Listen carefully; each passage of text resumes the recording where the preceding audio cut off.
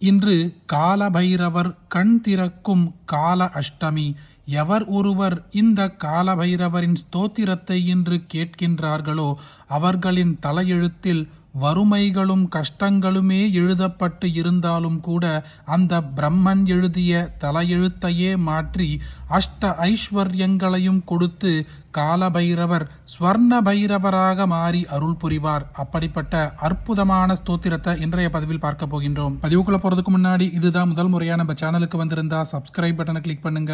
தினந்தோறும் உபயோகமான ஆன்மீக பதிவுகளை பெற நோட்டிபிகேஷன்ல இருக்கிற பெல் ஐகானை கிளிக் பண்ணுங்க. இந்த வீடியோவை லைக் பண்ணுங்க. ஓம் தேவராஜ சேவ்யமான பாவனாங்கிரி பங்கஜம் व्यालयज्ञसूत्रमिन्दुशेखरं कृपाकरं नारदादियोगिवृन्दवन्दितं दिगम्बरं काशिकापुरादिनाथकालभैरवं भजे भानुकोटिभास्वरं भवाप्तिधारकं परं नीलकण्ठमीप्सितार्थदायकं त्रिलोचनं कालकालमम्बुजाक्षमक्षशूलमक्षरम् काशिकापुरादिनाथ कालभैरवं भजे शूलटङ्कपाशदण्डपाणिमादिकारणं श्यामकायमादिदेवमक्षरं निरामयं भीमविक्रमं प्रभुं विचित्रताण्डवप्रियं काशिकापुरादिनाथ कालभैरवं भजे भुक्तिमुक्तिदायकं प्रशस्तचारुविग्रहं भक्तवत्सलं स्थिरं समस्तलोकविग्रहं निग्वणन्मनोज्ञहेमकिङ्किणीलसत्कटिं काशिकापुरादिनाथ कालभैरवं भजे धर्मसेतुपालकं त्वधर्ममार्गनाशकं कर्मपाशमोचकं सुशर्मदायकं विभुं स्वर्णवर्णकेशपाशशोभिताङ्गनिर्मलं काशिकापुराधिनाथ कालभैरवं भजे रत्नपादुकाप्रभाभिरामपादयुग्मकं नित्यमद्वितीयमिष्टदैवतं निरञ्जनं मृत्युदर्पणाशकं करालदंष्ट्रभूषणं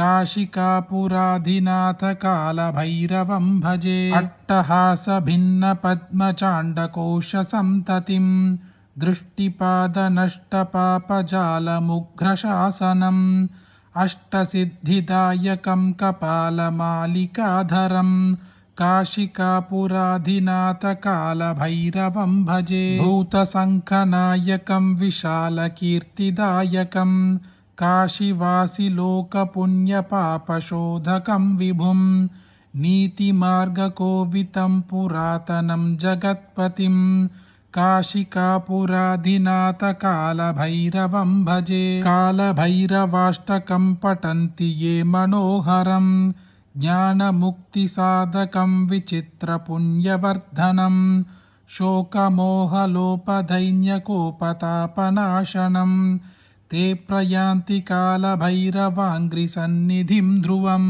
நீங்கள் உங்கள் வாழ்க்கையில் நல்ல திருப்புமுனை ஏற்பட வேண்டும் என்பதற்காக பல முயற்சிகளை எடுக்கின்றீர்கள். ஆனால் அந்த முயற்சிகள் அனைத்துமே தோல்வியிலேயே சென்று அடைகின்றன. எந்த பக்கம் சென்றாலும் தோல்வி, எந்த பக்கம் சென்றாலும் துரோகங்கள், எந்த பக்கம் சென்றாலும் வறுமைதான் ஏற்படுகின்றது என்றால் எந்த திக்கில் செல்வதே என்று தெரியாமல் திக்கு திணறிக் கொண்டு இருப்பவர்கள் இனி எங்கள் தலையெழுத்தே இவ்வளவுதான் என்று மனம் உடைந்த சமயத்தில் இன்று கால அஷ்டமி என்று இந்த காலபைரவரின் ஸ்தோத்திரத்தை கேட்டால் அந்த பிரம்மன் எழுதிய தலையெழுத்தையே மாற்றி உங்கள் வாழ்க்கையில் நல்லதொரு திருப்பத்தை ஏற்படுத்தி கொடுப்பார் காலபைரவர். அப்படிப்பட்ட அதிசக்தி வாய்ந்த இந்த ஸ்தோத்திரத்தை இன்று உங்களுக்கு தெரிஞ்ச எல்லாருக்கும் பகிருங்க. இந்த வீடியோவை லைக் பண்ணுங்க. நாளைக்கு மற்றொரு பதிவில் சந்திப்போம். ஹரிஹி ஓம். மகா பெரியவா போற்றி.